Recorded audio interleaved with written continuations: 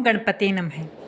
आज मैं आपको कुछ ऐसे उपाय, छोटे नहीं बल्कि महा उपाय हैं और ऐसे उपाय बताऊंगी जिनके लिए आपको धन यानी कि अगर दान करना है तो आपका धन कहीं बाहर नहीं जाएगा और कुछ आपको मेहनत भी नहीं करनी है। बहुत ही सिंपल हैं लेकिन ये आपके जीवन को बहुत बदलने वाले हैं। तो अब शुरुआत करते हैं। बहुत अच्छे उपाय हैं और इससे पहले मैंने एक वीडियो डाली थी छोटे छोटे उपायों की और वो भी बहुत अच्छी है, आप ज़रूर चेक कीजिए चैनल पर जाकर। तो आज ये वीडियो है, ये जो मैं उपाय बताऊंगी आपकी किस्मत बदल देंगे आपको, लेकिन आपको इनको जीवन व्यवहार में अपनाना होगा। तो शुरू करते हैं। सबसे पहला जो उपाय है और इनके प्रभाव भी मैं बताऊंगी किस तरह से प्रभाव करते हैं। जो हमारे घर के बड़े बुजुर्ग हैं, बड़े बुजुर्ग ये अपने से भी बड़े हैं, गुरु तुल्य हैं, जो हमारे लगते हैं कि वो हमारे गुरु के समान ही हैं, आस पड़ोस में ही कह लीजिए या फिर हमारे पूरे अपने परिवार में ही, तो हमें उनका बहुत सम्मान करना है। ये सब पहला उपाय है। उनका आदर करना है, सेवा करनी है। सेवा से मतलब ये नहीं है कि उनके हर वक्त हाथ पैर दबाने हैं, अगर उन्हें ज़रूरत है तो ज़रूर करनी है। सबसे बड़ा अगर हम कर सकते हैं, उनका जो आशीर्वाद हमें मिलता है, हमें उनकी आज्ञा का पालन करना है। हमें उनके कि वो हमसे प्रसन्न रहें, हमारे लिए उनके मन से हमेशा दुआ निकले, आशीर्वाद निकले, क्योंकि बड़ों के आशीर्वाद में बहुत ज़्यादा शक्ति होती है। और जो हमारा गुरु ग्रह है, जो इसका प्रभाव मैं आपको बता रही, जो गुरु ग्रह है, जब भी हम किसी अपने बड़ों का आदर करते हैं तो हमारे गुरु ग्रह अपने आप ही शुभ फल देने शुरू कर देते हैं। और जो गुरु ग्रह जब शुभ फल देते हैं तो नौकरी में हमारी सरकारी नौकरी लगती है, हमारा जो कारोबार है यानी कि लक्ष्मी का पूर्णतः से वास होता है अगर गुरु भगवान शुभ है। और दूसरा है हमें इज्जत, हमें प्रोत्साहन, यानी कि हम बहुत बड़े उच्च लेवल पर पहुंच जाते हैं अगर हमारा गुरु शुभ फल देना शुरू कर देता है। तो सबसे बड़ा है ये कि बड़ों का आदर करना है, जितना आप कर सकते हैं उनकी आज्ञा का पालन कीजिए, उनसे आशीर्वाद लीजिए। ये नहीं है कि सिर्फ हाथ पैर दबाने से ही आशीर्वाद देंगे, मतलब उनके मन से हमेशा दुआ निकलनी चाहिए हमारे लिए कि हमें कुछ ऐसे कार्य ही करने चाहिए। और इसके लिए सबसे पहले हमारे माता पिता ही हैं, सास ससुर हैं, तो जितना आप कर सकते हैं, जो भी आपके आसपास है तो दुआ लीजिए उनसे। दूसरा है, उसके लिए आपको कहीं बाहर जाने की ज़रूरत नहीं है, कुछ भी नहीं करना है, सिर्फ अपने व्यवहार को थोड़ा सा बदलना है।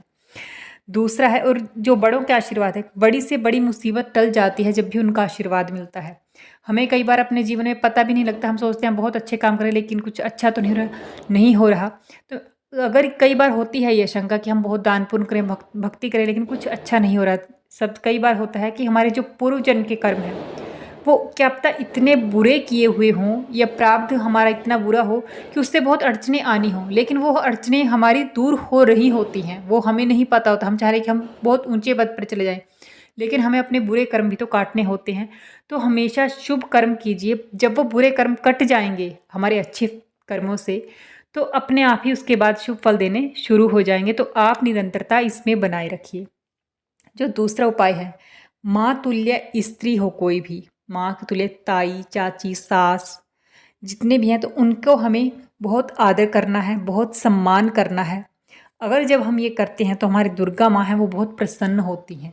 देखिए, दुर्गा माँ प्रसन्न होती हैं जब भी हमसे कोई बड़ी स्त्री हैं, अगर वो माँ तुल्य हैं, चाची, ताई, बुआ, आप समझ ही गए होंगे। तो अगर वो प्रसन्न है तो माँ दुर्गा माँ हम पे बहुत ज़्यादा प्रसन्न होती है। दुर्गा माँ अगर किसी पर प्रसन्न हो, यानी कि माँ ही एक प्रसन्न होगी, तो आप सोच सकते हैं कि बच्चे के ऊपर एक माँ प्रसन्न है तो वो कितने दुलार देंगी, कितना आपकी ज़िंदगी को संवारेगी।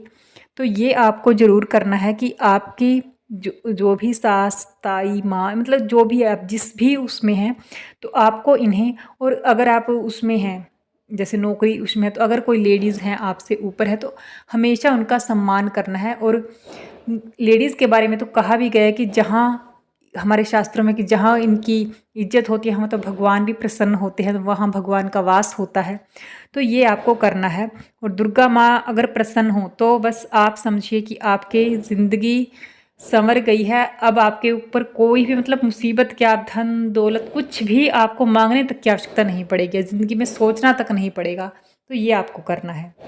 तीसरा है, ननद हो आपकी, घर की बेटी होती है, बुआ है, उनका आदर करना है। उन्हें मतलब इस तरह से करना है कि वो घर से जब भी आएँ तो खुश होकर जाएं। जानी चाहिए। ये नहीं कि हमें कुछ ज़्यादा ही देना है, लेकिन हमें इतना ध्यान रखना, उनका मान सम्मान बहुत होना चाहिए। उन्हें लगना चाहिए कि हमारा इस घर में बहुत मान सम्मान हो रहा है, इज्जत मिल रही है, सबसे बड़ा तो यही होता है। और उन्हें मतलब जब भी हमारे घर से वो जाएं, विदा लें, तो खुश रहें। अगर घर की बेटी हैं, घर में ही रहें, तो उनका मान सम्मान बहुत होना चाहिए। इससे जो होते हैं हमारे पितृ होते हैं जो, वो बहुत प्रसन्न होते हैं। कई बार हमें पितरों के लिए बड़े बड़े यज्ञ करने पड़ते हैं, बहुत दान पुण्य करना पड़ता है, लेकिन ये सबसे छोटा और बहुत वाकई, जब भी हम पितरों का भी वो करवाते हैं तो घर की बेटियों को बुलाया जाता है, उनके जामाता धोते और इनको बुलाया जाता है, तो उसका है ही है ये कि ये पितरों के प्रसन्न होते हैं। अगर आपकी घर की बेटी खुश होती है तो शुभ होती है। ननद हो, घर बुआ हो, इस तरह से घर की कन्या हो, तो बहुत शुभ है ये। और इसके साथ ही हमारा जो बुध ग्रह है वह बहुत शुभ फल देने शुरू कर देता है। और बुध ग्रह जब शुभ फल देता है तो हमारे कारोबार में बहुत तरक्की होती है, ज्ञान, हमारे जो बुद्धि है, इनकी शिक्षा में उन्नति होती है। और अड़चने, अगर हमारे कार्यों में जो अड़चने आती हैं ना, छोटी छोटी भी, और कई बार हमारे तो जो कार्य पूरी तरह से हम पूरे ट्रेन हो रहे हैं, पूरा हर चीज़ वर्क फोर्स लग चुकी है हर चीज़, लेकिन फिर भी बार बार अड़चने आके वो कंप्लीट नहीं हो रहा, तो वो बुध ग्रह के कारण होता रहता है। तो वो अड़चने आनी बंद हो जाएंगी यदि आपकी घर की बेटियां आपसे खुश हैं तो उनका आदर सम्मान बनाए रखना है। जो चौथा है, अगर हम दान की बात करें, दान आपको किसी को बाहर देने की आवश्यकता नहीं है। दान अगर जो भी करना है, वो सबसे बड़ा दान लग जाता है, वो है आपको अपने घर की बेटियों को देना है। दोहते होते हैं इनकी घर की बेटी के ही बच्चे, नातिन हो, जामाता, जमाई, इनको अगर हम दान दें, दान यानी कि मतलब जब भी कपड़े वस्त्र दें, जो भी दें, वो हम बहुत ज़्यादा लगता है। हमारे पितृ प्रसन्न होते हैं, हमारे देवी देवता प्रसन्न होते हैं जब हम उनको खुश करके भेजते हैं। तो सबसे बड़ा दान, यानी कि आपको कहीं बाहर दान देने की आवश्यकता नहीं है, कि अगर आपको कुछ करना है, आपका मन भी कर रहा है, तो आप उन्हें प्रसन्न रखिए, उन्हें दीजिए। और ये आपके घर में ही रहेगा, ये कहीं दूर नहीं जा रहा। आपकी ही बेटी हैं, आपकी ही बुआ है, आपके ही दोहते नातिन हैं, तो उन्हें ही आपको जमाई है, उन्हें ही आपको प्रसन्न रखना है। और इससे हमारा जो पूरा सर्कल है, पूरे हमारे देवी देवता, हमारे ग्रह बहुत अच्छे शुभ फल देने शुरू हो जाते हैं। उसके बाद का उपाय है नौकर, यानी कि हमारे जो नौकर हैं घर में, अगर हमने सेवक लगा रखे हैं, नौकर हैं, वो हमसे संतुष्ट होने चाहिए। ऐसा नहीं कि उन्हें कुछ ज़्यादा ही देने, लेकिन वो हमारे व्यवहार से, हमारे ये ऐसा नहीं कि उनकी हम पगार में लेट कर रहे हैं, कुछ ऐसा नहीं कीजिए। उन्हें संतुष्ट रखिए। अगर हम ऐसा कर रहे हैं तो जो हमारा शनि ग्रह है वो बहुत प्रसन्न होता है। अगर हमारे घर के नौकर हमसे संतुष्ट हैं, हमसे खुश हैं, यानी कि व्यवहार से कभी भी उन्हें डांट टपट कर नहीं लेना चाहिए, तुच्छ समझ कर नहीं रखना चाहिए, वो बहुत शुभ फल देते हैं। अगर वो हमसे संतुष्ट हैं, हमसे प्रसन्न हैं, उनका मान सम्मान बनाए रखना चाहिए, कुछ ना कुछ देख कर, यानी कि हमें इतना ध्यान रखना है कि वो हमसे संतुष्ट रहें, खुश रहें। कुछ भी देकर कीजिए या फिर किसी भी तरह से, तो वो हमारे सेवक हैं, घर के नौकर हैं, या कभी कभी जो भी आते हैं, तो वो संतुष्ट रहने चाहिए। उसके बाद सबसे बड़ा भी है और सबसे अच्छा भी है कि हमारे घर में साफ़ सफाई बहुत ज़्यादा होनी चाहिए।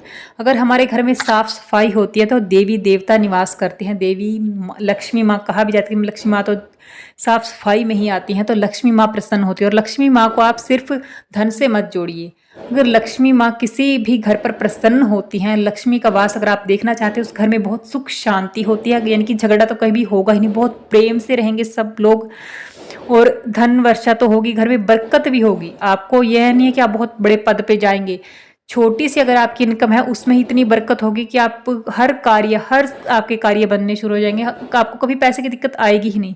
तो इतना अच्छा है, आपको घर की सिर्फ अपने ही घर की साफ सफाई करनी है, अच्छे से करनी है, जो भी कार्य करना है बहुत मन लगाकर, बहुत घर की जो लक्ष्मी होती है उसके लिए सबसे बड़ा है कि उसके अपने मन को शांत रखकर और पूरे घर की साफ सफाई, यानी कि बड़ों जो भी हैं, अपने घर का जितना भी कार्य बहुत मन लगाकर बहुत प्रेम से करना है। तो आप देखिए कि वाकई बहुत ज़्यादा लाभ होता है, बहुत ज़्यादा फल मिलता है। घर का जो मालिक है, यानी कि जो एक पति है, जो भी मालिक है, उसे भी बहुत ज़्यादा संभल कर या बहुत संयम से रहना होता है, क्योंकि वो भी एक विष्णु के ही, भगवान विष्णु के ही कहे जाते हैं। तो आपको बहुत अच्छे से घर को चलाना है, तो आपका घर वाकई स्वर्ग बन जाएगा। तो ये आपको उपाय कैसे लगे प्लीज़ कमेंट में ज़रूर बताइए, और वीडियो को लाइक ज़रूर कीजिए। और साथ ही ये जो धर्म कर्म के कार्य होते हैं, जो भी मैं बता रही हूँ, एक धर्म का ही कार्य है। तो आप धर्म के कार्यों को होता है कि जब भी हम बढ़ावा देते हैं तो हमें पुण्य मिलता है। सबसे बड़ा दान भी गीता में भी बताया गया है कि वो ज्ञान का ही दान है। तो आप ज्ञान के दान को आपको शेयर कर सकते हैं, इसे तो आपको ही पुण्य लगेगा। लाइक कर सकते हैं, कमेंट कर सकते हैं। जितना आप इसे आगे बढ़ाएंगे लाइक करके, कमेंट करके, तो उतना ही आपको भी पुण्य मिलेगा। तो आप इसे वीडियो को शेयर कर सकते हैं, या आप मुँह से भी आप किसी को बता सकते हैं, तो ये आपको ही पुण्य लगेगा। धन्यवाद। जय श्री राम।